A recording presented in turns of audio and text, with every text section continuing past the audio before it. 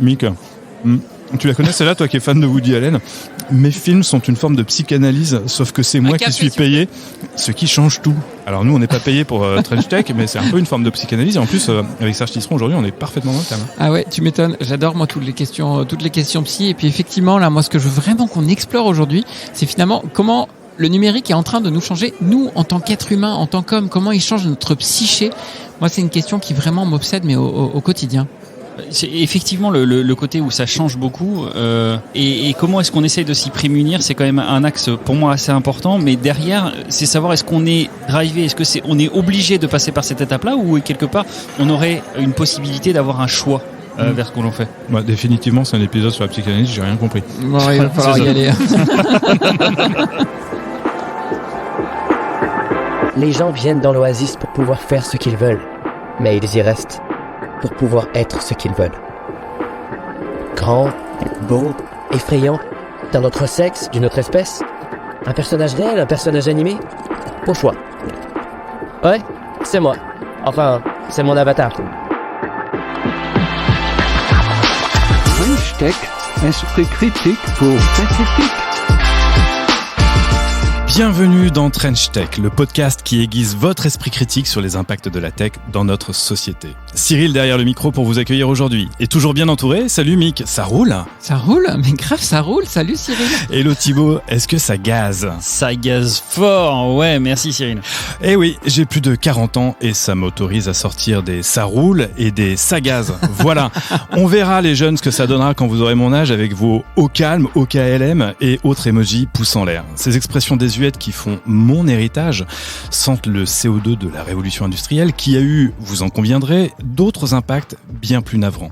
Dormez tranquille, braves gens, la révolution numérique aussi aura des conséquences bien plus problématiques que ces nouveaux hiéroglyphes pour se saluer.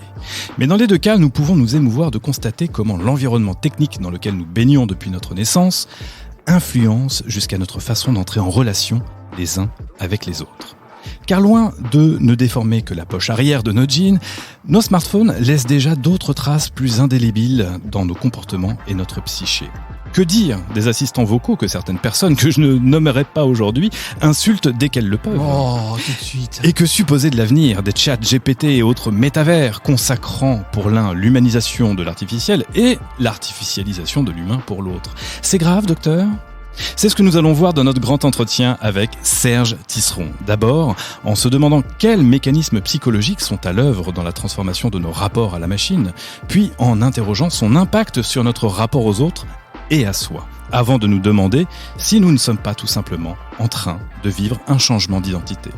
Dans cet épisode également, nous irons chercher l'inspiration auprès d'un nouveau moment d'égarement de Laurent Guérin qui, lui aussi, fait sa crise de la quarantaine et d'une philothèque d'Emmanuel Goffi très tranchée sur ChatGPT. Enfin, nous débrieferons, juste entre vous et nous, des idées clés de cet épisode. Mick, Thibaut, c'est parti, on accueille Serge. Faut y aller, on y va. Bonjour Serge. Bonjour.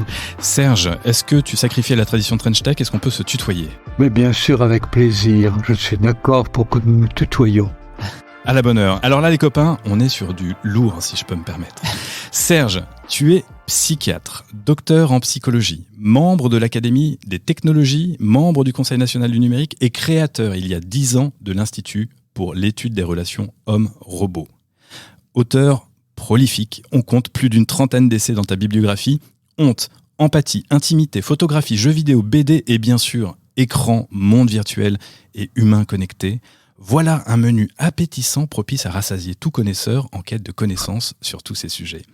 Fun fact, ta passion pour la bande dessinée et ton talent pour ce 9e art qu'est la BD t'ont conduit à publier les tiennes et même d'avoir été l'auteur de la première thèse sous forme de bande dessinée en 1975, titrée « Une tentative graphique sur l'histoire de la psychiatrie qui vaut sérieusement le détour, mes petits amis, d'autant qu'elle est en accès libre sur Internet. » Célèbre papa des balises 3, 6, 9, 12 pour guider les parents et leurs enfants dans l'apprentissage des bons usages des écrans, tu es sans conteste la référence en matière de cyberpsychologie. Et c'est un peu en fanboy, je le concède pour une fois, que j'ai l'immense plaisir de t'accueillir dans Trench Tech et je crois que mes camarades de jeu, Mick et Thibaut, sont d'accord avec moi, pas vrai? C'est clair. C'est clair. Ça, on va avoir un bel entretien, c'est un vrai plaisir. Serge, tu es prêt pour notre grand entretien? Écoute, je me sens prêt. Je cours le risque de répondre aux questions. Eh bien, écoute, c'est un risque, je crois, mesuré. En tout cas, on est ravis. Alors, commençons par évoquer l'emprise des sens pour comprendre quels mécanismes psychologiques sont en jeu dans notre rapport addictif à la tech. French Tech, esprit critique pour Tech Éthique et top. Cognition, émotion. Les géants de la tech joueraient sur le fonctionnement de notre mental pour mieux nous piéger dans leur économie de l'attention. Certes, tout le monde n'est pas totalement accro à son smartphone, à Insta, à ChatGPT ou Alexa, quoique.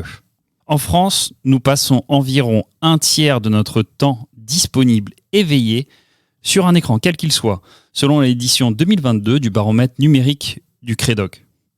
Oui, nous sommes déjà à la semaine des 32 heures, mais sur nos écrans. Alors Serge, moi qui ai l'habitude de poser 3 questions en une, je vais t'en poser 3 en une. Qu'en est-il de ce détournement de nos mécanismes psychologiques par les big tech ? Quels sont-ils et pouvons-nous nous prémunir d'une telle prise d'otage ? Oui, alors il y a une cohérence dans ces 3 questions. C'est qu'on commence par faire un diagnostic et puis après on voit comment construire un traitement. Alors le diagnostic, évidemment, il commence forcément par le pouvoir des algorithmes. On parle beaucoup du pouvoir des algorithmes sur nos vies et c'est très bien. Ces algorithmes qui sont fabriqués minutieusement par des chercheurs très intelligents pour nous faire rester toujours plus longtemps sur les plateformes, nous faire donner toujours plus de données personnelles et nous faire réaliser toujours plus d'achats. Et aujourd'hui, vous savez que dans le débat sur TikTok, c'est le fameux algorithme de TikTok qui est capable de nous servir des vidéos toujours plus attractives, qui correspondent toujours plus à nos centres d'intérêt. Tout ça aujourd'hui est vraiment dans la ligne de mire de l'Union européenne et des pouvoirs américains. Mais il faut savoir que ces algorithmes aujourd'hui, c'est plus seulement de l'économie de l'attention, la vieille économie de l'attention qui a commencé à exister en même temps que le premier commerce. C'est ce qu'on appelle la captologie. C'est une science, une science qui s'organise à partir de l'analyse de nos biais cognitifs. Et le plus connu d'entre eux, c'est le fameux FOMO, le fear of missing out, la peur de manquer des événements exceptionnels. Puis il y en a beaucoup d'autres. Mais quand on évoque le pouvoir des algorithmes, il ne faut pas oublier non plus qu'il n'y a pas que les algorithmes qui nous scotchent aux outils numériques, en général aux réseaux sociaux. Il ne faut pas oublier que l'être humain est une créature dont la préoccupation narcissique n'est jamais satisfaite. On a toujours envie d'être plus valorisé. Et ce qui fait aller sur les réseaux sociaux, c'est pas la recherche de l'information, c'est l'idée que ma petite expérience personnelle ou ma petite création va intéresser les autres. C'est le fait de me rattacher à un groupe qui va me réconforter. Voilà, et donc plus évidemment on manque de gratification dans la vie concrète quotidienne, et plus on va être tenté d'aller chercher sur les réseaux sociaux, avec le risque d'un véritable cercle vicieux. Plus on cherche de gratification sur les réseaux sociaux, moins on cherche dans son environnement concret, physique, et moins on cherche dans son environnement concret, physique, moins on trouve, évidemment, et plus on va chercher sur les réseaux sociaux. Voilà, c'est le cercle vicieux. L'état des lieux, voilà. Alors, comment se prémunir ? Je crois d'abord, alors ça, c'est le conseil général, c'est débrancher nos notifications et puis apprendre à ritualiser nos usages. Ça veut dire quoi, ritualiser nos usages ? Ça veut dire avoir le courage, parce que c'est quand même bien de ça dont il s'agit, de s'établir des tranches horaires dans la journée où on va consulter nos notifications, aller sur les réseaux sociaux, voir ce qu'il y a de nouveau, voir ce que racontent les copains, mettre ce qu'on a envie de mettre. Et puis même pour les mails, ritualiser notre consommation à certaines tranches horaires, même pour l'information, ne pas céder à la tentation de l'information en continu. Si on est obligé de se mettre un petit peu ces limites, c'est un peu... la comparaison, tu me pardonneras, est peut-être un peu large, mais c'est un peu comme la drogue, c'est-à-dire qu'on y va, mais pas trop. Est-ce qu'on n'a pas quelque chose aussi un peu plus, on va dire, la conscience humaine de se dire tout simplement, non, j'ai pas besoin, ou est-ce qu'on a besoin de se fixer ses limites, et finalement, est-ce qu'on n'est pas sur une forme de drogue et sur laquelle il faudrait changer ? Alors, il y a une différence importante avec la drogue, c'est que quand on arrête de consommer, on pense plus qu'à une seule chose, c'est à consommer. Mais l'expérience montre qu'avec les outils numériques, avec les jeux vidéo, avec les réseaux sociaux, quand on s'intéresse à autre chose, on ressent pas vraiment le besoin d'y retourner. Sauf si évidemment on a une pression de l'entourage, une pression des proches. Comment t'as pas vu ce que j'ai mis, voilà. mais il n'y a pas ce phénomène de souffrance terrible quand on arrête la consommation. Et c'est pour ça qu'on peut ritualiser sa consommation d'informations ou de consultation de mail. Alors c'est un effort au début. C'est ce qu'on appelle mettre en place une bonne habitude comportementale. C'est vrai que si on a l'habitude de regarder à tout moment, il faut se sevrer de l'habitude. Mais là, c'est une discipline de dingue. Enlever les notifs, bon, pour beaucoup, c'est un gros problème déjà. Mais ensuite, ce que tu dis de ritualiser, ça va être une discipline hyper forte. Et face à cette discipline, il y a le numérique, le smartphone, les big tech qui nous rappellent constamment et qui jouent sur tous nos biais cognitifs pour nous ramener et nous faire sortir de cette discipline. Est-ce que vraiment on peut lutter contre tous ces moyens-là d'un point de vue psychologique? J'ai l'impression que tu as de la peine. Non, mais c'est toujours moi qui pose les questions un peu compliquées, tu vois. Où ça nous ramène à notre petite humanité. Enfin, tu vas te coucher sur le divan tout de suite et puis on va en parler. C'est comme faire du sport, hein, pour beaucoup de gens. C'est très compliqué de s'y mettre. Et puis quand ils s'y mettent, ils prennent de nouvelles habitudes. Et il faut comprendre que l'être humain, c'est une créature d'habitude. C'est pour ça on raisonne plus autour des outils numériques en termes d'addiction. International n'a jamais reconnu le mot, mais en termes d'habitude comportementale, changer des habitudes, ça peut être très difficile, et là tu as complètement raison, ça peut être très difficile, mais nous avons les moyens, alors que la drogue, c'est beaucoup plus compliqué. Il faut avoir recours à des drogues de substitution, un environnement médical, parfois une hospitalisation.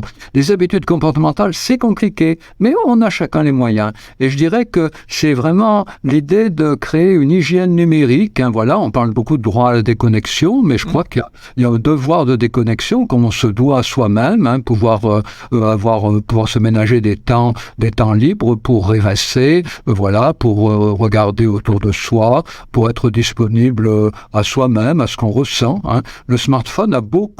L'usage permanent du smartphone a beaucoup éloigné les gens d'eux-mêmes.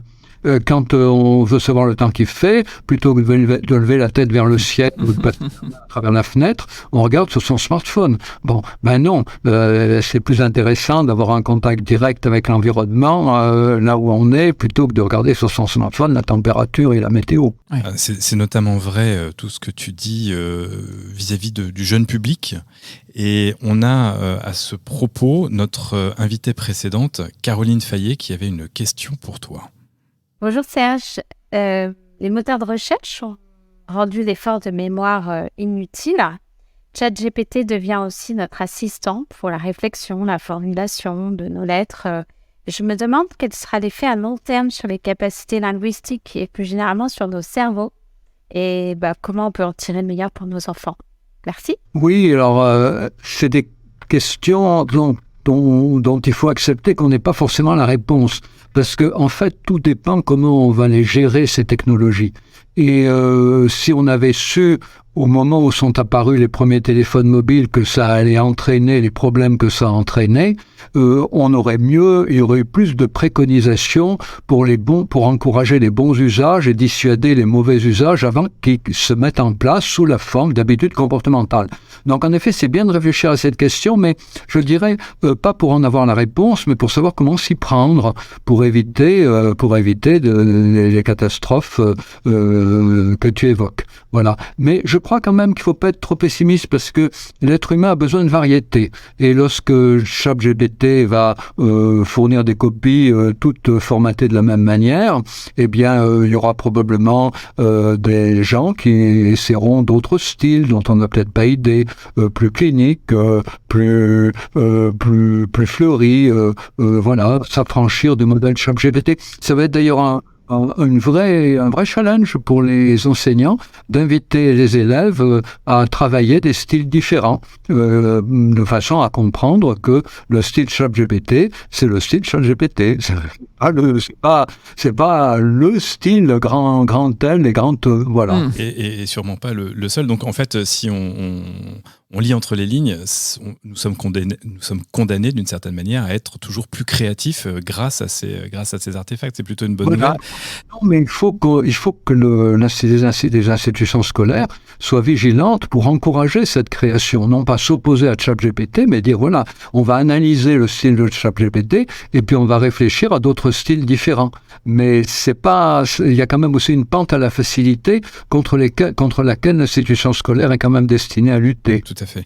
J'aimerais juste revenir sur la notion de valorisation de soi à travers notamment le Web 2.0. Tu as fait ta spécialité, je dirais, en tant que psychiatre du numérique, de l'environnement numérique et digital dans lequel on baigne, notamment à partir de l'émergence du Web 2.0, le Web de la conversation et le Web aussi de la représentation de soi, notamment sur les réseaux sociaux. Tu nous évoquais tout à l'heure la notion de narcissisme. Alors, se présenter sur les réseaux sociaux, en photo notamment, ça peut être le signe d'un narcissisme peut-être prononcé, d'une forme de conformisme. Est-ce que tout ça vient nourrir la société, en tout cas le comportement d'une société en cours, ou est-ce que c'est le reflet de la société que l'on retrouve dans cette intention de se montrer sur les réseaux sociaux? Alors, c'est un peu la poule et l'œuf. Ce qu'il faut comprendre, c'est que parallèlement au développement des technologies numériques, il y a eu un grand nombre de bouleversements sociaux qui ont contribué à fragiliser les liens. La généralisation du divorce, le fait que souvent, pour des raisons professionnelles, les parents n'habitent plus à côté des grands-parents, les parents et les grands-parents sont éloignés, ce qui fait que les grands-parents ne sont pas en contact avec leurs petits-enfants, du coup les petits-enfants se sentent parfois un peu abandonnés par leurs parents, et puis il n'y a pas les grands-parents sur place. Puis il y a la mouvance géographique, les enfants qui sont scolarisés là où leur père ou leur mère sont employés, puis quand le père ou la mère sont déplacés par l'employeur, les enfants perdent leurs camarades de classe. Donc, beaucoup de liens ont été fragilisés et parallèlement, les technologies numériques sont apparues. Et la tentation, évidemment, ça a été de compenser avec les technologies numériques, avec ce qu'elles permettent de socialisation, même si elle est très différente de la socialisation de vie quotidienne, et puis de vie concrète, et puis en termes aussi de gratification narcissique. Parce que, évidemment, quand on a moins de liens, on a moins de gratification, la vie est plus compliquée. Donc, c'est ces deux phénomènes qui se sont imbriqués, et encore une fois, le problème aujourd'hui, c'est d'éviter que la fragilisation des liens de proximité physique s'accompagne d'une recherche de plus en plus exclusive de liens dans les réseaux sociaux, à la fois d'être reconnu et à la fois d'être intégré dans un groupe. Donc il faut vraiment en travailler à ce que il y ait la possibilité de rencontres sociales concrètes, et de ce point de vue-là, hélas, les espaces de rencontres destinés aux grands ados, destinés aux pré-ados et aux ados ont pratiquement disparu des villes. Les villes ont été bétonnées à tout va depuis 25 ans, et alors qu'il y a 25 ans, il y avait encore des espaces publics où des jeunes pouvaient se retrouver. Aujourd'hui, il n'y en a plus. Et ça, tu penses que c'est une conséquence de l'arrivée très très forte du numérique qui vient finalement déplacer des espaces sociaux physiques dans des espaces sociaux numériques avec une socialisation différente ? Non, les espaces sociaux physiques ont été réduits pour des raisons financières, d'activité des promoteurs immobiliers encouragés par les mairies qui augmentent le revenu lorsque la surface bâtie augmente. Et puis, pour satisfaire la clientèle des supermarchés ou des galeries marchandes qui achètent des produits, il y a des vigiles qui ont été installés pour chasser les adolescents qui n'ont pas d'argent et qui n'achètent rien. Et du coup, en plus, beaucoup de parents disent aujourd'hui à leurs enfants, ne traîne pas dans la rue, c'est dangereux, rentre vite à la maison. Et donc, du coup, tout ça a fait que les jeunes se sont repliés sur leurs outils numériques. Et la grande erreur, je pense, ça serait de penser les choses dans un seul sens, c'est-à-dire de dire, par exemple, comme ils sont plus sur les outils numériques, ils se rencontrent moins dans la réalité. Mais on peut dire aussi le contraire. C'est parce qu'ils peuvent plus se rencontrer dans la réalité qu'ils se rencontrent sur les outils numériques. Mais en fait, les deux s'enchaînent, les deux se nourrissent mutuellement. Et ça crée un cercle vicieux qu'il faut absolument couper. Et c'est pour ça que la politique de la ville a un rôle important à jouer pour recréer des espaces de rencontre, pour créer, parce qu'il n'y en a pas, des espaces de rencontre pour les pré-ados et ados. Par exemple, que les espaces sportifs soient ouverts le week-end, que les établissements scolaires qui contiennent des gymnases, qui contiennent des terrains de sport soient ouverts le week-end. Oui, là où les réseaux sociaux sont ouverts H24, 7 jours sur 7, même les jours de grève. Exactement. Sur ces bonnes paroles, on va se faire une petite coupure, même si on reste un peu dans le thème, puisque c'est l'heure de la philothèque d'Emmanuel Goffi, où il y a une question de l'incontournable, forcément ChatGPT, mais aussi une vague histoire de canard. Écoutons Emmanuel. De la philo, de la tech, c'est philothèque. Alors Emmanuel, Toi aussi, tu as succombé au charme de ChatGPT et tu es allé voir comment est-ce qu'il ronronne. Et oui, j'ai craqué. Après plusieurs semaines de snobisme intellectuel qui me faisait toiser autant l'application elle-même que ses utilisateurs, eh bien j'ai testé ChatGPT. Et je dois avouer que c'est plutôt bluffant. Ça faisait un petit moment que j'entendais parler de ce nouveau dieu de la production lexicale, de ses bienfaits, de ses risques, que j'écoutais, circonspect, mes étudiants l'évoquaient de manière décomplexée comme une forme de normalité, moi qui aurais été pétrifié de honte à la seule idée de mentionner Wikipédia comme source. Et du coup, je pouvais pas me contenter de m'arc-bouter sur l'idée que j'étais plus fort ou plus intelligent que les autres, d'autant que je ne suis ni l'un ni l'autre, et je suis donc allé voir la bête.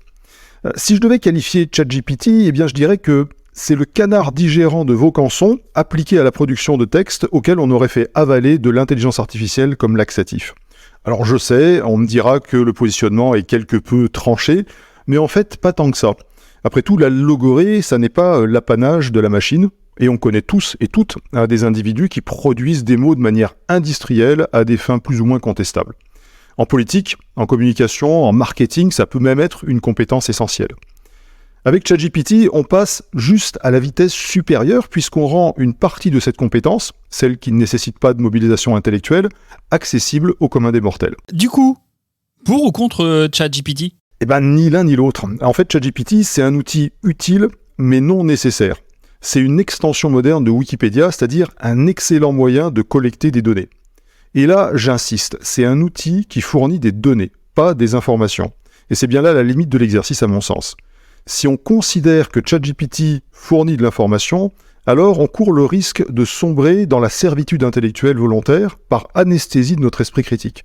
On prend le risque de l'hyperconformisme puisque ChatGPT produit du texte en fonction d'un matériau limité en quantité et en qualité, qui peut véhiculer des idées elles-mêmes limitées en quantité et en qualité. En fait, cette application, elle nous fournit des idées pré-mâchées dont nous ne connaissons ni les sources, et donc encore moins leur pertinence et leur légitimité, ni le processus qui a conduit à la production des dites idées.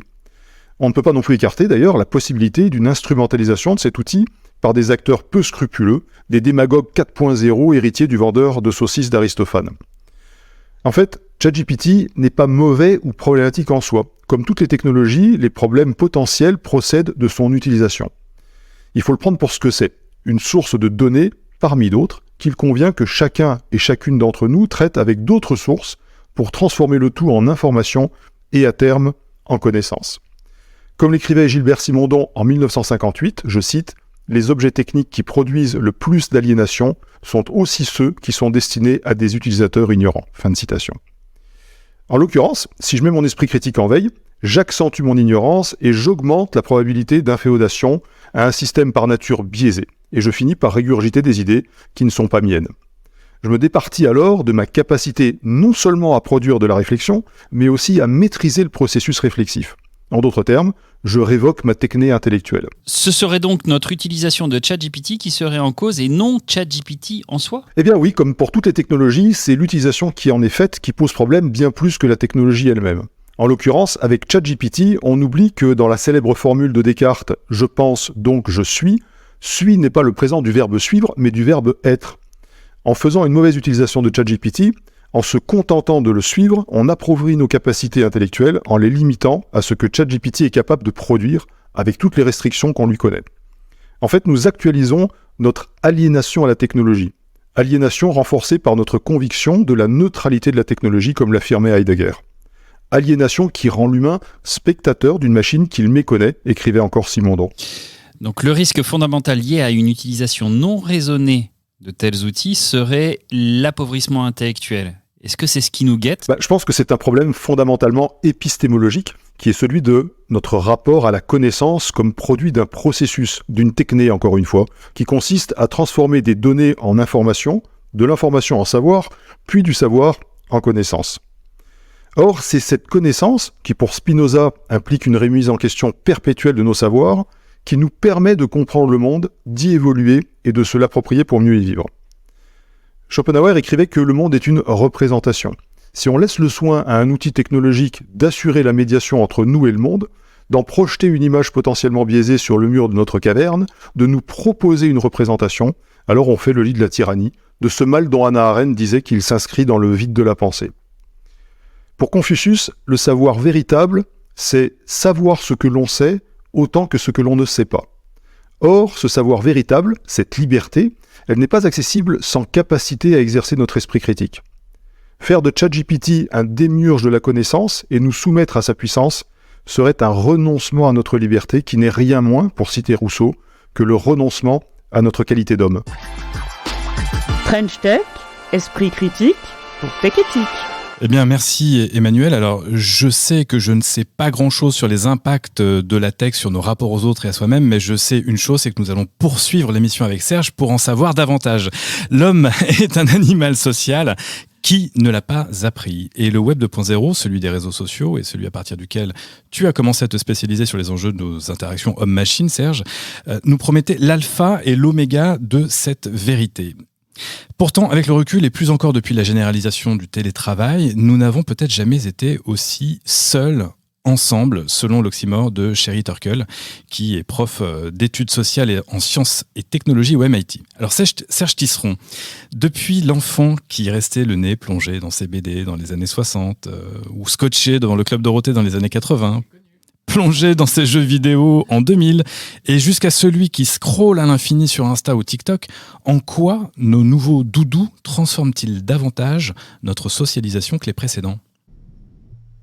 Oui, alors ce que si je peux me permettre, je voudrais d'abord rebondir sur Bien sûr. ce qu'a dit Emmanuel. C'est que, hélas, dans beaucoup de manuels scolaires, eh bien, tout n'est pas forcément bien sourcé. Et surtout, on ne sait jamais, pour reprendre la formule de Manuel, ce qui a prévalu dans les choix. Et je vous donne un exemple. Moi, quand j'étais au collège, on utilisait la Gare des Méchards. 15 pages pour Claudel, 1 page sur Céline. On ne savait pas pourquoi. On ne se posait pas la question parce que, évidemment, le manuel n'attirait pas notre attention sur le fait qu'il y avait 15 pages pour Claudel, 1 page sur Céline. Donc, je veux dire, c'est très bien, mais ça sera encore mieux. C'est très bien ce qui a été dit sur ChatGPT, mais ça sera encore mieux lorsque les manuels seront conçus de telle façon que les choix qui ont présidé à leur rédaction seront explicites, ce qui n'est aujourd'hui pas le cas. Quand on montre autant que l'on cache. Pas le cas non plus. Voilà. C'est ça. Et alors donc du coup, nos nouveaux doudous, en quoi sont-ils différents que les anciens dans notre socialisation et notamment celle de nos enfants ? Alors il y a beaucoup de points communs. Le sac de billes, ça permettait de se valoriser si on en avait beaucoup, de dealer avec d'autres enfants, de faire des alliances pour gagner plus. Voilà. Puis si on avait un énorme sac de billes, on pouvait même être l'influenceur de la cour de récréation. Donc les nouveaux outils numériques, ils ont le même impact, mais ce qui est différent, c'est que le mode de communication qu'ils médiatisent est beaucoup plus problématique. Pourquoi ? Parce que l'être humain est formaté par toute l'évolution pour communiquer en présentiel. Alors, qu'est-ce qui se passe en présentiel ? On voit le corps de notre interlocuteur, ses gestes, ses mimiques. Alors, on apprécie vite des petits gestes qu'il peut faire ou ses mimiques s'il est d'accord avec nous ou pas. Donc, on peut décider de pas l'exciter trop en disant des choses qui semblent l'énerver, même s'il nous répond rien, puis on le guide sur son regard. Donc tout ça est très très utile pour faire en sorte que la communication se passe à peu près bien en général en présentiel. Le problème en distanciel, c'est que on n'a pas ces gestes, on n'a pas ces attitudes, les mimiques sont biaisées, on voit un petit peu les gens par en dessous, les regards ne se croisent pas. Et donc, du coup, il y a beaucoup de quiproquos. Le numérique, c'est une machine à générer des quiproquos. Et du coup, ça a des conséquences sur toutes les relations qui peuvent être établies, sauf si il y a la possibilité de faire alterner la communication en présentiel et la communication via le numérique. Moi, j'ai souvent des directeurs d'établissement qui me disent mais pourquoi est-ce que les élèves se quittent bon copain le vendredi et se donnent des coups sur la figure le lundi ? Parce que toute la semaine, les élèves ont interagi en faisant alterner le présentiel la journée et le distanciel via le numérique entre 17h et minuit. Et puis, ils se retrouvent le lendemain matin, ils lèvent les quiproquos, sauf que le week-end, il y a des quiproquos depuis le vendredi 17h jusqu'au au lundi matin 8h, et donc du coup les quiproquos sont accumulés, puis ceux qui se sont sentis malmenés sans trouver quoi répondre prennent leur revanche au poing. Voilà. Donc beaucoup de points communs, mais aussi quand même cette différence fondamentale, une communication beaucoup plus difficile. Mais c'est là où peut-être qu'il y a un biais, alors je ne vais pas l'appeler un biais, mais peut-être une tromperie sur la marchandise. Mais quand on parle d'Instagram, de TikTok et ce genre de choses-là, on n'instaure pas vraiment un dialogue, c'est plutôt un monologue individuel où on s'expose vis-à-vis des uns et des autres. Je passe tous les outils de communication, de chat qu'on peut avoir, mais c'est peut-être là aussi où on déconstruit la notion de dialogue, non ? Oui, avec le risque justement de se rapprocher de ceux qui partagent le plus nos opinions. Alors on a parlé des algorithmes tout à l'heure, c'est vrai que les algorithmes poussent les gens à se regrouper par grandes opinions, parce qu'il a été montré que quand les gens ont le sentiment de partager quelque chose d'important, que ce soit un choix politique, la préférence pour un groupe de sport ou pour un grand acteur de cinéma, il a été montré que lorsque les gens ont le sentiment de partager quelque chose d'important, ils échangent beaucoup plus d'échanges sur leurs choix mineurs, c'est-à-dire leurs recettes de cuisine, les endroits où ils vont en vacances, voilà. Et donc du coup ça augmente le trafic, du coup ça augmente les bénéfices des plateformes. Donc c'est vrai qu'il y a un rôle des algorithmes, mais il y a aussi le fait que la communication en distanciel, souvent, elle est tellement frustrante. On a vu quand même beaucoup pendant le confinement, beaucoup de gens sont précipités sur les outils numériques et puis ils en ont été écœurés, ils ont l'impression que ça marchait pas.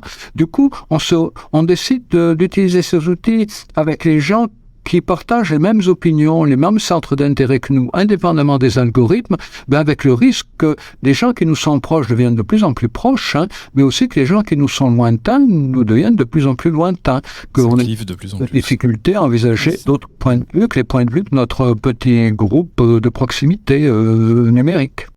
Alors, moi, Serge, j'ai une question qui m'occupe beaucoup l'esprit. C'est comment le numérique est en train de nous transformer, nous, et de transformer notre psyché.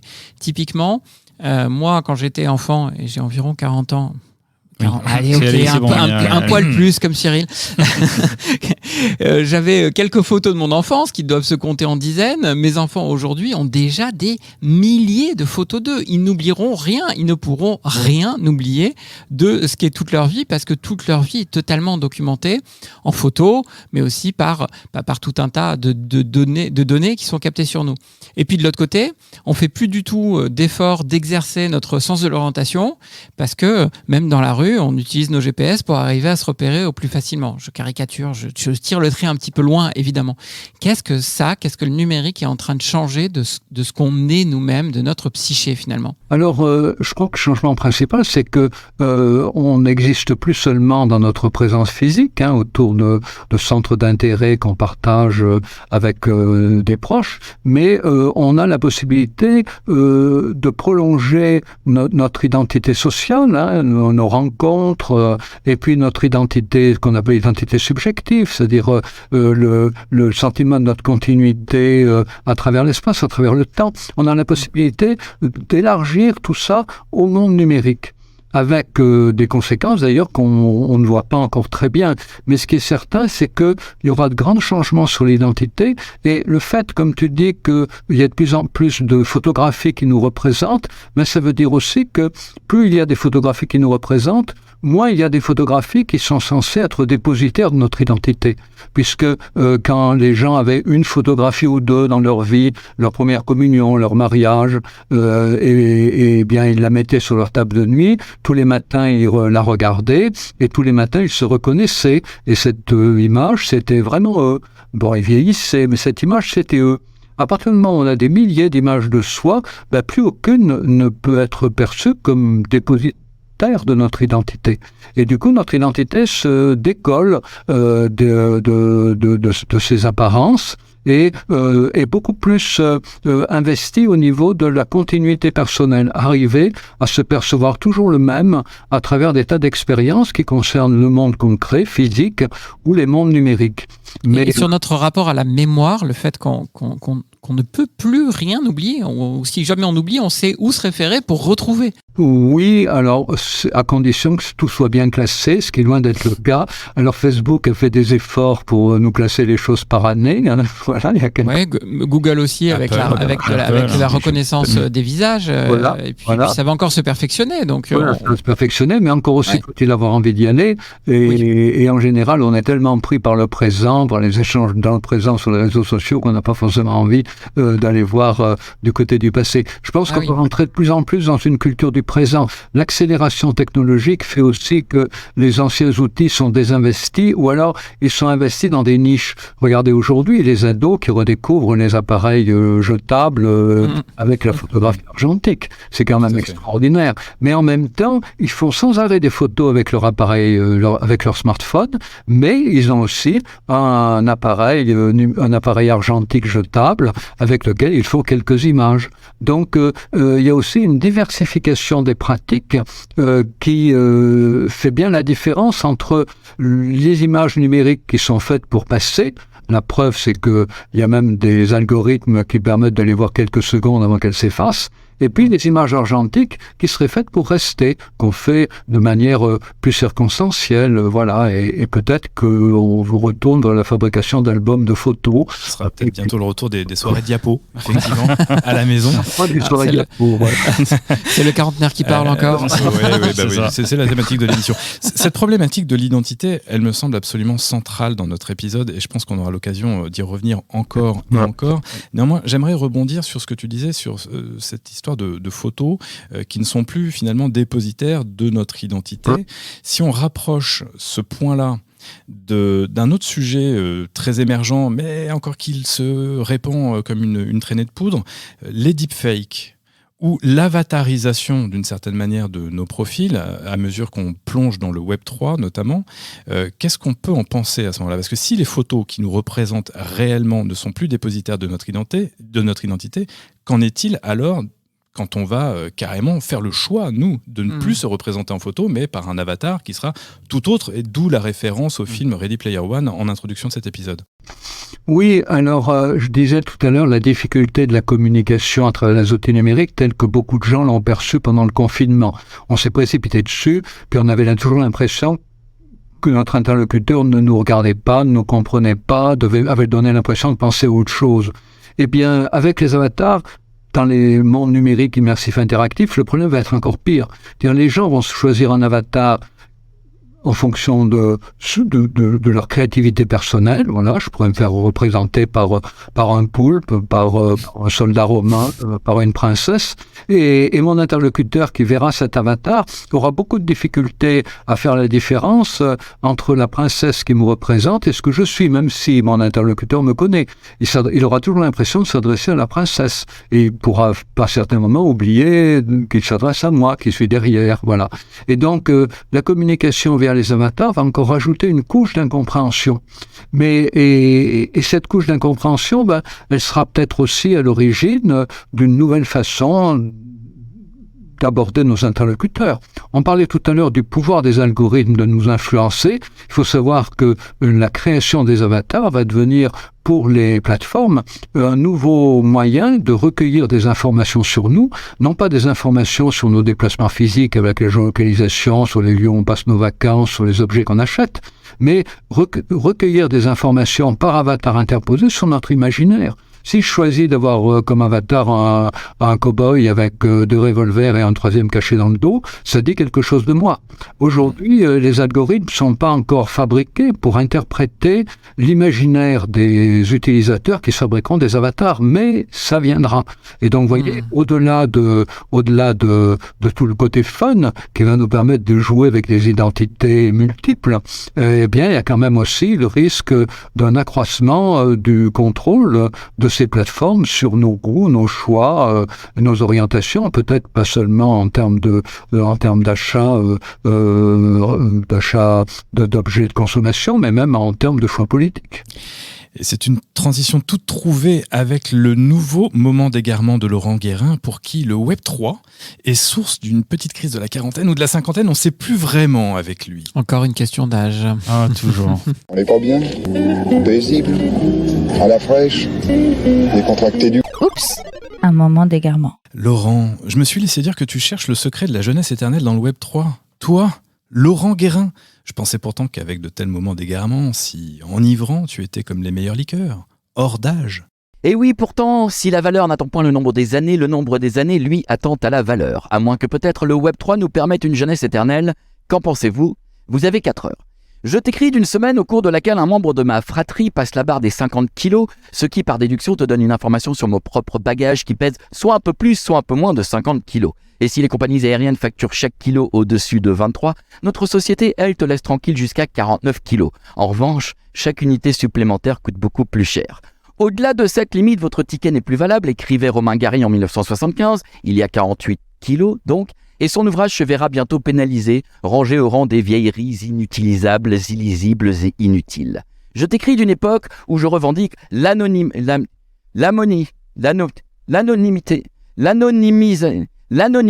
de l'âge, car oui, tu as bien compris, c'est bien d'agisme dont il s'agit, et de vocabulaire aussi. Anonymisation est un mot qui existe bien dans la langue française et qui désigne le fait de maintenir l'anonymat, de rendre anonyme. Alors que notre ère nous permet de choisir librement notre genre, voire de ne pas le faire figurer sur un acte de naissance, j'émets par la présente la requête formelle d'un droit à l'anonymisation de mon année de naissance, voire même d'un droit à un changement de mon année de naissance. Ok, face à tant de jeunisme, tu réclames une sorte de droit à l'oubli, quoi. Oui, et je me rebelle par la même occasion contre les phrases toutes faites dans les médias qui placent l'âge au premier rang de la description d'un être humain. J'ai récemment lu des articles sur Chris Rock, l'animateur de 56 ans, Kylian Mbappé, le footballeur de 24 ans, Vanessa Paradis, la chanteuse comédienne de 50 ans, ou encore Raquel Welch, décédée à 82 ans. Et je pose la question, qu'est-ce qu'on en a à La question suivante, pourquoi on fait ça ? Si tu es une lecteur-trice régulier R des informations sportives, tu auras peut-être constaté une diminution des formules du type Anna Kournikova, la belle joueuse de tennis russe, et ce pas seulement parce qu'elle ne joue plus au tennis ou parce qu'elle est russe. On évite en effet tout simplement de faire référence à la plastique d'un être humain lorsqu'on en parle, surtout à propos des femmes, car on a rarement lu à propos de Yannick Noah, le bel athlète français. Malgré cette victoire et des progrès somme toute modestes, la lutte contre l'objectification de la femme continue. Il aura aussi fallu plus de 300 ans au peuple de France pour accoucher de l'écriture inclusive, une pratique par ailleurs dénoncée par l'Académie française et qui n'en finit pas de faire débat en politique. J'ose même pas imaginer comment les politiciennes vont réagir à ma demande d'anonymisation de date de naissance. A priori, depuis que je te connais, t'as toujours triché sur ton âge sur le web, tu n'as pas attendu que la loi s'en charge à ta place. Hein. Et pourtant, au tout début de l'ère Internet, en effet, dans les années 1990, nous étions le plus souvent anonymes. C'est avec l'apparition des réseaux sociaux que tout a basculé. LinkedIn en 2002, mais surtout Facebook en 2006. On s'enthousiasmait à l'époque à l'idée de pouvoir retrouver de vieilles connaissances en saisissant tout simplement leur prénom et nom de famille. On n'a pas vu l'ouragan arriver et pourtant il est bien passé sur nous. Nous venons de dérouler plus de 15 ans à nourrir de nos données personnelles les algorithmes de ces startups devenus des monstres. Nom, prénom, genre, date de naissance, lieu de naissance, statut matrimonial, ville, quartier, nombre d'enfants, santé, membre de la famille, lieu de villégiature, tout, ils seront tous sur le bibi. Hier, c'était votre banquier, qui vous connaissait le mieux. Aujourd'hui, nous faisons les fortunes des plateformes, services et applications, toutes américaines, sauf TikTok. Facebook est capable de te suggérer comme ami une personne avec laquelle tu as matché sur une application de rencontre en ligne et dont tu connais seulement le prénom. C'est pas très malin, hein ? Et comme nous sommes habitués désormais à livrer tout de nous, nous acceptons d'être classés, rangés, catégorisés, notamment en fonction de notre âge. Va dans le Web 3, là-bas tout est neuf et tout est sauvage, libre continent sans grillage. En effet, une des promesses du Web 3 est l'anonymat. Chaque transaction enregistrée dans la blockchain est anonyme tout en étant publique. La cryptographie étant à la base du système, nos identifiants sont composés d'une suite de 24 à 36 caractères, pas vraiment alignés dans un ordre à former Jean-Martin ou Emma Dupont, mais plutôt un mot de passe Wi-Fi comme 6XEF, F4B12HOU, etc. L'anonymat est donc un des piliers fondateurs de ce nouvel Eldorado. Cela présente certains inconvénients, dont le principal pour les gouvernements, par exemple, est la difficulté de retracer les flux d'argent. Pour le moment, tu peux encore acheter, spéculer, revendre des cryptos ou des NFT sans que personne ne connaisse ton identité, et donc pas de hockey boomer dans le Web3 si personne n'a connaissance de ton âge. Dans les fameux métavers, tout comme dans la majorité des jeux vidéo traditionnels, tu peux te créer une identité complètement fictive, avoir à nouveau 20 ans, changer de genre ou de coupe de cheveux, devenir punk ou ambassadeur, rien de finalement bien nouveau, excepté l'argent, puisque tu peux te procurer des jetons, des crypto-monnaies ou des biens numériques, des NFT. Les promesses d'un anonymat total et d'identités imaginaires ne sont-elles pas attrayantes après avoir été excessivement publiques sur l'ensemble de la sphère Internet et des réseaux sociaux ? Quelles seront les attentes et les désirs des générations Z et Alpha nées après 1997 ? Tu vois, moi aussi j'ai fait un classement par âge. Et je t'annonce d'ailleurs que je suis né en 1998. Je m'en vais de ce pas informer ma banque, la mairie, mon assurance vie, mon médecin, Facebook, LinkedIn et bien sûr Tinder. Alors quelles seront les conséquences de ce changement sur mes histoires de cœur ? Vous avez 4 heures. French Tech, esprit critique pour Tech Éthique. Pas de hockey boomer dans le Web3, la promesse d'avoir l'âge qu'on a envie d'avoir dans le Web3. Vivement qu'on ouvre ce nouveau chapitre du Web. Bon, revenons à nos moutons. Nos premiers éléments le montrent, nos premiers éléments de discussion le montrent. Il y a une forme d'ambivalence étonnante qui est à l'œuvre finalement avec le numérique. D'un côté, le numérique artificialise notre apparence à grand renfort de filtres. On parle en ce moment beaucoup du bol de glamour de TikTok. Et puis d'un autre côté, on cherche absolument à humaniser la technologie. On a déjà beaucoup parlé dans d'autres épisodes de Trench Tech autour des robots sociaux, des agents conversationnels, etc. Alors finalement, est-ce qu'on n'assiste pas, Serge, à une espèce d'érosion progressive des frontières entre l'humain et l'artificiel ? Et qu'est-ce que cette érosion dit de nous ? Oui, c'est le challenge du 21e siècle. Alors, carrément.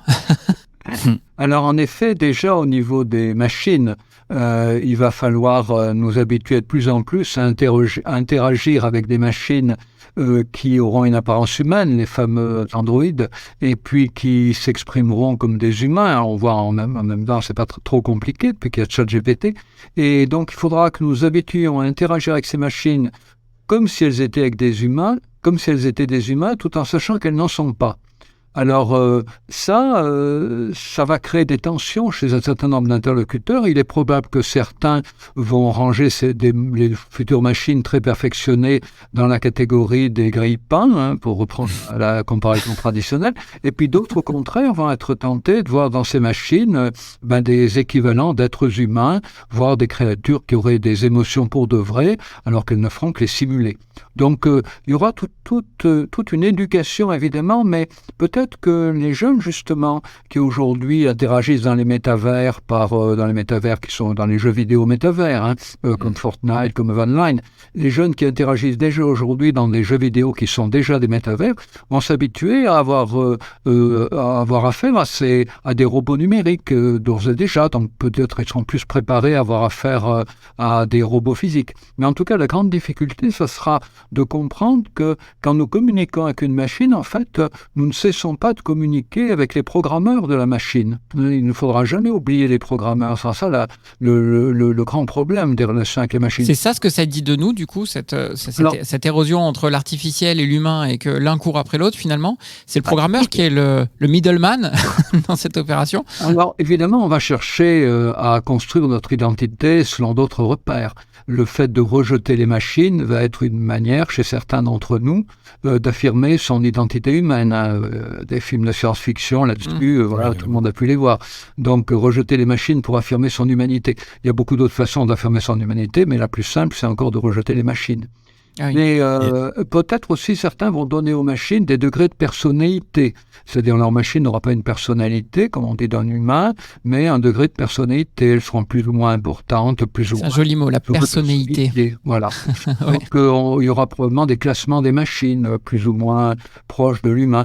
Donc en tout cas, il y aura cette difficulté dans laquelle seront les utilisateurs des machines de continuer à cultiver ce qu'ils estimeront de plus humains chez eux, et probablement la création de liens avec les autres humains, de liens valorisants qui valorisent des aspects de nous qui ne sont pas des aspects valorisables chez les machines. Ce sera quelque chose d'important. Il faudra en tout cas aussi résister à la tentation de classer les humains entre ceux qui auront les bonnes qualités des robots, la fiabilité, la régularité, et puis ceux qui n'auront pas les bonnes qualités des robots et qui seraient jugés pour ça peut-être un peu méprisables. Voilà, non, les qualités des robots ne seront pas les qualités des humains. Voilà, il va falloir en tout cas, il y aura c'est des beaux débats, pas seulement de philosophie, mais d'anthropologie qui auront lieu demain autour de quelle qualité cultivée chez l'humain. Alors on dit la créativité, bien sûr, mais je pense aussi l'écoute des points de vue d'autrui, tout. L'empathie. Ça va être toutes ces capacités. La machine aura une empathie artificielle probablement de bien meilleure qualité que l'empathie humaine. Hein. Ah mais justement, Serge, si je peux me permettre justement de revenir et d'essayer de rassembler un peu tout ce qu'on se dit dans ces différentes séquences, c'est que globalement, on voit que le numérique a un peu remis en cause notre sociabilité, notre capacité à échanger avec l'autre. Il a également remis un peu notre mode de conversation, puisqu'on se l'était dit tout à l'heure, on a du mal à s'écouter, on a du mal à créer un dialogue et à essayer de s'ouvrir à d'autres sphères. Là, on rajoute en plus les robots qui vont complètement modifier notre rapport à l'autre. Au final, on n'a pas réglé les problèmes d'avant, qu'on s'en crée encore des nouveaux. Oui, alors il y a quand même des études rassurantes là-dessus. Alors, des études qui ont porté sur la manière dont des adultes et des enfants interagissent avec des humains et avec des machines. Alors, il a été montré que on interagit avec les robots exactement comme avec les machines. Hein. Les enfants, notamment, ils regardent les robots dans les yeux, ils les serrent dans leurs bras, ils leur confient même leurs secrets. Mais ce qui a été montré, c'est que les attentes de contact physique et visuel sont plus nombreux avec les humains qu'avec les robots, et puis surtout, on prête moins d'états mentaux et moins de préoccupations morales aux robots. Il peut arriver qu'on leur prête des sentiments, mais moins. Puis ce qui est également intéressant, c'est que dans les jeux de partage, où il y a des humains et des robots qui participent, eh bien, les humains chargés à la fin du jeu de répartir les gains, les répartissent plus entre les humains qu'avec les robots. Donc il y a quand même un sentiment d'appartenance des humains à l'humanité qui ne se laisse pas entamer par la manière dont les robots nous tentent constamment d'avoir avec eux les mêmes relations qu'avec des humains. Il y a des limites, voilà. D'ailleurs, il y a une histoire amusante qui est arrivée avec une créature virtuelle qui son nom m'échappe, mais elle a des millions de followers et elle raconte sa vie, voilà, elle essaye des vêtements. Et puis, il y a 2 ans, je crois, les programmeurs ont eu l'idée de lui faire raconter qu'elle avait subi un viol. Et là, c'est intéressant parce que beaucoup de followers qui étaient prêts à la suivre partout, y compris dans le fait qu'elle essaye des vêtements et qu'elle ait des états d'âme, ont protesté en disant « Mais non, c'est une créature virtuelle, il y a quand même des limites à ne pas franchir. C'est une insulte pour les gens qui ont été violés pour de vrai que de dire que cette créature virtuelle a été violée. » Donc, vous voyez, il y a quand même... les gens essaient de mener en bateau un certain chemin, mais il y a quand même des limites. Ça nous renvoie d'ailleurs à une chronique de Laurent Guérin qui parlait des viols dans le métavers. Ouais. Simplement, tu as peut-être vu passer cette information aussi. Sam Altman, le patron d'OpenAI, qui fait beaucoup parler avec ChatGPT, on le sait bien, dit que bientôt nous devrons prouver notre humanité pour prouver qu'on n'est pas finalement des intelligences artificielles. Et donc il travaille à la sortie d'un produit pour scanner notre œil, notre iris, je crois, qui permettra d'authentifier notre humanité. Et en cela, en échange, avec notre humanité identifiée sur la blockchain, on sera assuré de pouvoir après avoir un wallet plein de crypto-monnaies, évidemment, qu'il nous fournira. Bon, tout cela est très marketé, très produit, on est bien d'accord. Néanmoins, cette intuition selon laquelle peut-être demain, entouré d'IA extrêmement performantes, parce qu'au-delà de l'anthropomorphisation à laquelle on est très habitué avec les robots, il y a quand même tous ces avatars, entre guillemets, très, très virtuels et qui ne sont pas tangibles. Est-ce que demain, si on doit justifier de notre propre humanité en quelque sorte, est-ce que ça risque, et je m'adresse vraiment aux psychiatres, d'avoir un impact sur notre propre conscience de nous même? On est déjà amené à prouver à affirmer qu'on n'est pas un robot. Je ne suis pas un robot, ça existe sur beaucoup d'endroits déjà. Oui, c'est les CAPTCHA où on est obligé d'enrichir d'ailleurs les intelligences artificielles en leur disant oui, c'est bien un chat. On prouve qu'on n'est pas un robot, mais en même temps, on entraîne les robots. Parce qu'avec les CAPTCHA, on entraîne. C'est d'une ironie et d'un cynisme absolument incroyable, mais bon. Voilà. Oui, alors. Qu'est-ce que ça va nous renvoyer de nous-mêmes? Faut pas oublier que on peut toujours choisir d'interagir avec des avatars, indépendamment du fait de devoir prouver qu'on est un être humain. On peut toujours après, lorsqu'on est rentré dans un espace numérique, interagir avec des avatars derrière lesquels il y a des humains, comme si on interagissait avec des robots. C'est ça qu'il faut bien comprendre. C'est pas parce que une nette distinction est posée entre les robots et les humains qu'on l'être humain n'a pas la liberté d'oublier que derrière les avatars, il peut y avoir des humains. Et on voit ça déjà dans les jeux vidéo. Certains joueurs interagissent avec des avatars comme s'il n'y avait pas d'humains derrière les avatars, et tous les joueurs prennent en compte le fait qu'il y ait des humains derrière les avatars. Donc ça, c'est là, à mon avis, que va porter le problème principal. Le problème n'est pas de savoir si on va interagir avec des robots comme avec des humains. Le problème, c'est de savoir si on ne va pas être tenté de traiter des humains comme des robots. Comme des robots. C'est-à-dire de réduire des humains à leur apparence dans les jeux vidéo, leur apparence d'avatar, et puis peut-être être plus tenté encore de réduire un commerçant, un boulanger au boulanger, sans tenir compte du fait qu'il y a un humain, c'est un être humain qui nous sert à la boulangerie, ou réduire un éboueur à un éboueur sans prendre en compte l'humain derrière lui. Ça va être ça le gros problème, c'est que à interagir dans les mondes numériques avec des créatures dont on pourra oublier qu'il y a des humains derrière, on risque d'être plus enclin à oublier que derrière tous les gens avec lesquels nous interagissons dans la vie quotidienne, en associant ces gens à leur statut, et bien que derrière, il y a quand même des êtres humains. C'est ce qu'on fait constamment avec nos politiques. Je m'éloigne un peu du sujet du numérique, mais ça me faisait vraiment penser à ça. Un politique, on le voit comme un politique, il est constamment attaqué, etc. Et tu as l'impression de gens avec une carapace terrible en plus. T'as pas besoin d'aller si loin sur les réseaux sociaux, les harcèlements que l'on peut subir en oubliant qu'il y a des gens qui sont derrière. Exactement. On voit beaucoup les jeunes qui sont... Alors, justement, ça m'amène à la question que je voulais poser. Super, merci Thibaut. Il y a beaucoup de choses qui se jouent à l'adolescence, et nos adolescents sont hyper exposés au numérique, aux réseaux sociaux et à toutes ces questions-là. Alors ma question est un peu double. D'abord, comment les prémunir des dangers, s'il y en a, mais tu vas nous dire, autour de ça, et qu'est-ce que ça va donner pour ces adolescents qui sont la toute première génération à être autant exposés, surexposés à tous ces enjeux qui y a autour du numérique globalement? Oui, alors... Tout d'abord, n'oublions pas quand même que pendant le confinement, les adolescents tenaient absolument à aller faire la fête avec leurs copains, malgré les risques de contamination. C'est-à-dire que cette idée que les adolescents ou les adultes préféreraient finalement le numérique à la vraie vie, ça n'a pas tenu une seconde. C'est-à-dire que dès que le confinement est élevé, les enfants ont couru dans les cours de récréation tellement heureux de se retrouver. Les ados ont commencé à faire leur fête le vendredi, samedi, dimanche, alors qu'ils étaient limités pendant le confinement à le faire que le samedi soir, et ça leur pesait beaucoup.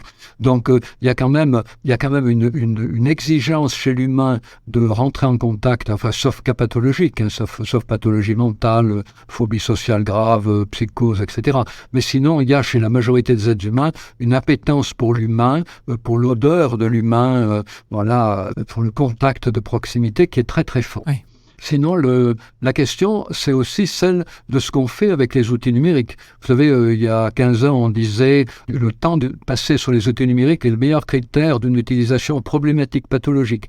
Ensuite, on a dit le temps passé sur les outils numériques est un très mauvais critère, est le moins mauvais critère, pardon. Et maintenant, on dit le temps passé sur les outils numériques est le moins mauvais critère, mais c'est un très mauvais critère.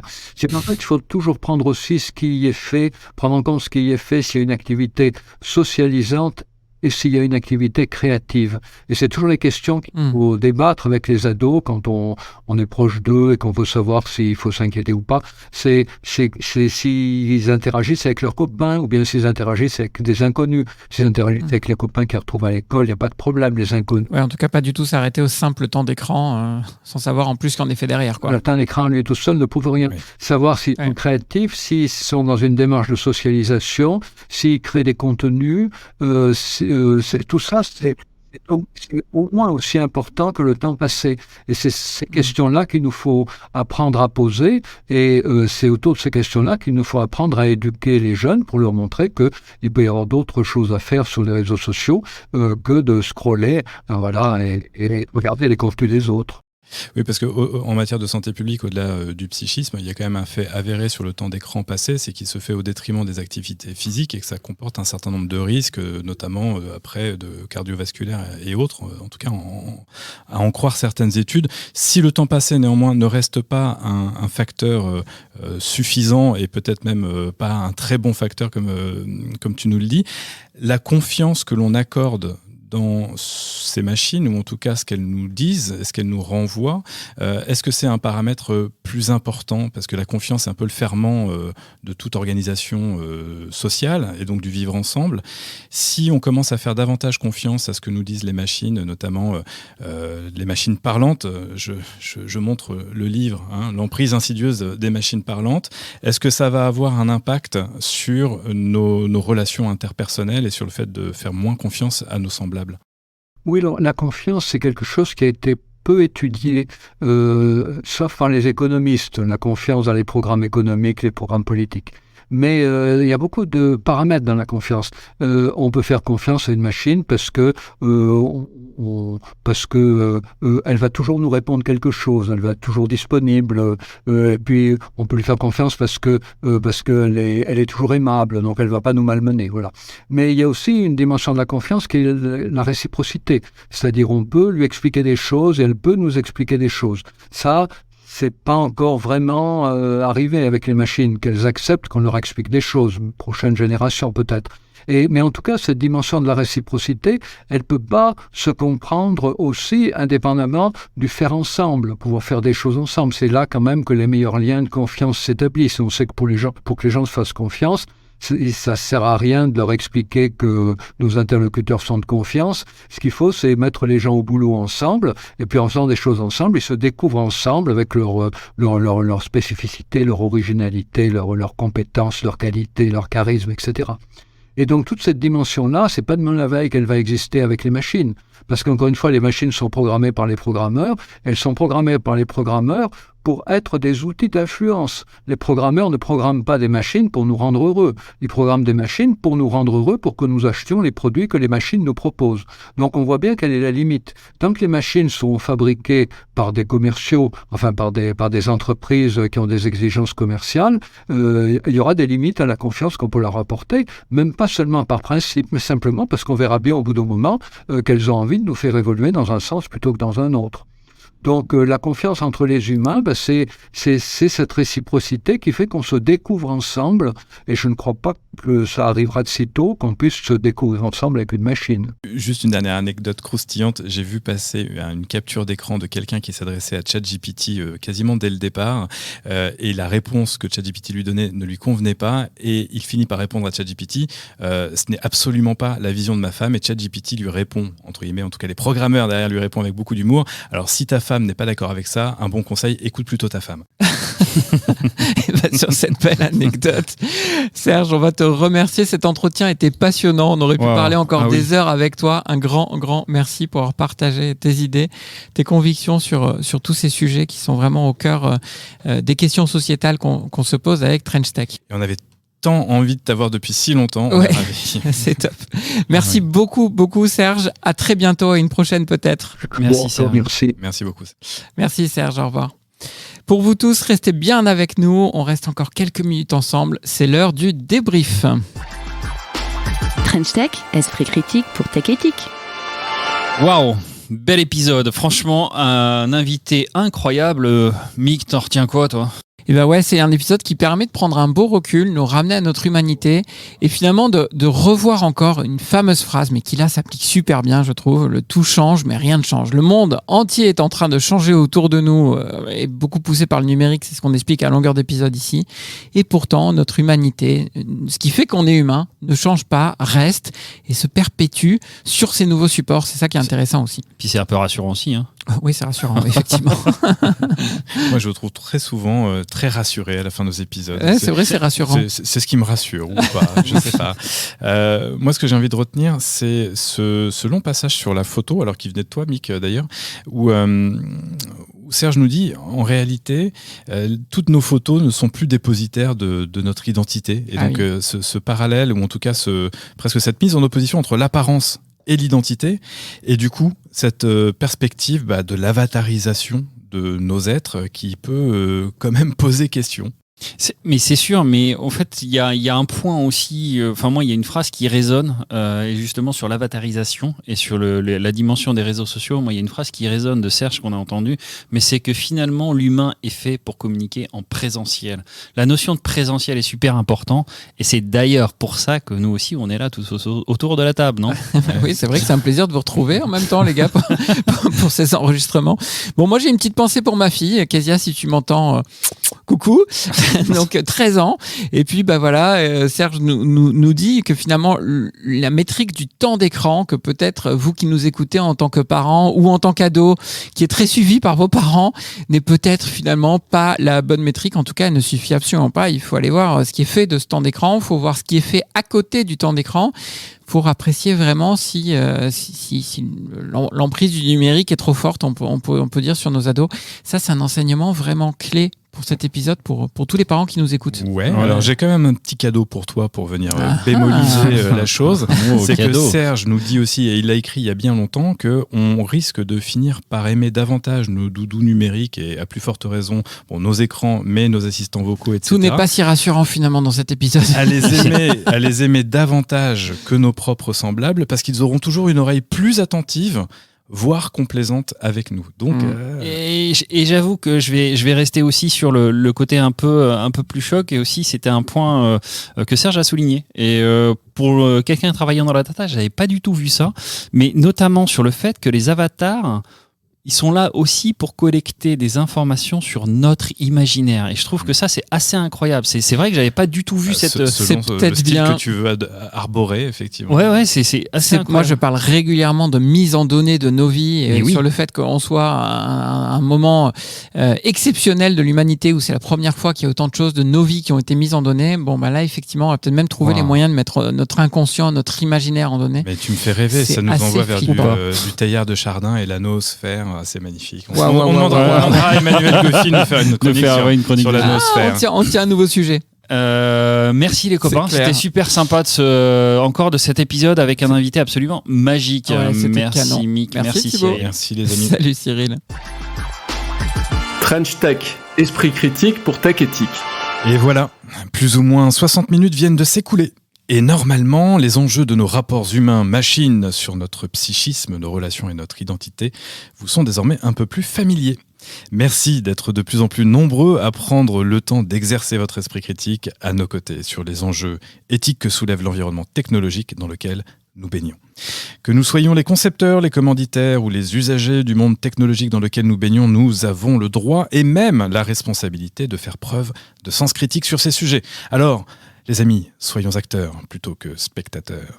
Trench Tech, c'est fini pour aujourd'hui, mais vous pouvez nous écouter ou réécouter sur votre plateforme de podcast préférée. Alors, profitez-en pour nous laisser un commentaire et nous mettre des étoiles. Ça fait toujours plaisir et vous contribuerez, comme cela, à propager l'esprit critique pour une tech éthique. Car comme l'a dit le philosophe Gilbert Simondon, on doit traiter l'homme au moins comme une machine, afin d'apprendre à le considérer comme celui qui est capable de les créer.